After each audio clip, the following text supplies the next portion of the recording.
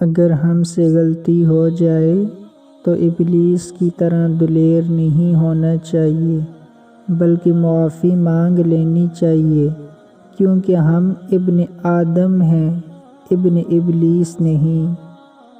علم کی جستجو جس رنگ میں بھی کی جائے، عبادت کی ایک شکل ہے۔ کام میری نظر میں ایسے ہی مقدس ہے جیسے عبادت۔ فقر کی پہلی منزل کسب حلال ہے، نور ایمان بھی کسب حلال ہی سے پیدا ہوتا ہے۔ زندگی کے جس چاک کو عقل نہیں سی سکتی، محبت اسے اپنی تار اور سوئی کے بغیر سی لیتی ہے۔ ایک سوچنے والے زندہ انسان کے خیالات میں تبدیلی ہوتی رہتی ہے، نہیں بدلتا تو پتھر نہیں بدلتا۔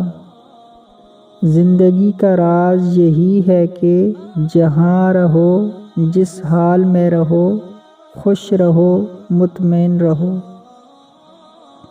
انسان کی روح کی اصل کیفیت غم ہے، خوشی تو ایک عارضی شے ہے۔